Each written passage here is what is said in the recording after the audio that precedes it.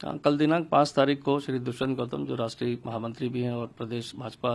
प्रभारी भी हैं, इनके द्वारा एक प्रार्थना पत्र प्रेषित किया गया था थाना डालनवाला पर, जिसमें उनके द्वारा अंकित किया गया कि सुरेश राठौर जो पूर्व विधायक है और उनकी पत्नी उर्मिला राठौर द्वारा जो है एक सुनियोजित तरीके से एक वीडियो बनाया गया और इस वीडियो को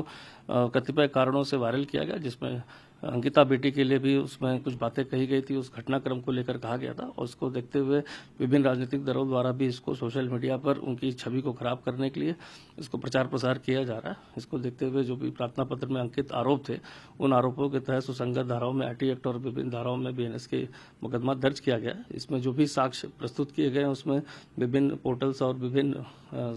समाचार पत्रों में या अन्य माध्यमों से जो प्रचार दुष्प्रचार की बात कही गई है, वो भी साक्ष्य उसमें दिए गए हैं। उन साक्ष्यों के आधार पर विवेचना इंस्पेक्टर द्वारा ग्रहण की गई है, उनको साक्ष्यों को परीक्षण किया जाएगा। साक्ष्यों के उपरांत इसमें अग्रिम विधिक कार्रवाई की जाएगी।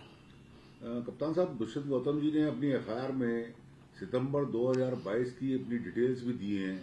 कि उन जिन तारीखों में ये घटनाक्रम हुआ था, अंकिता भंडारी हत्याकांड, उन डेट्स में वो कहाँ थे। क्या इसका भी परीक्षण पुलिस जांच में शामिल करेगी? हाँ, डेफिनेटली जो भी साक्ष्य प्रस्तुत किए गए हैं, जो भी उसमें बताया गया कि जब ये घटनाक्रम हुआ था तो उनके द्वारा विभिन्न पार्टी प्रोग्राम्स में प्रतिभाग किया गया था, उसके संबंध में भी साक्ष्य प्रस्तुत किए गए। चूंकि साक्ष्य अभी एक मुकदमा दर्ज हुआ है तो साक्ष्य जो दिए गए हैं उसका परीक्षण करने के उपरांत, जो बयान लेने के उपरांत और क्या चीजें विवेचना के दौरान आती हैं, उसके बाद साक्ष्यों के आधार पर सभी पक्षों की सुनने के बाद इसमें अग्रिम कार्रवाई के लिए निर्देश जारी किए गए हैं। किन किन धाराओं में मुकदमा कायम हुआ? ये मुकदमा 66D जो आईटी एक्ट है उसमें दर्ज हुआ, साथ ही साथ 336(4), 353(2) और 356(3) और 61(2) जो बीएनएस की सेक्शंस है उसमें जो प्रार्थना पत्र था उसके आधार पर उसमें मुकदमा दर्ज किया गया है।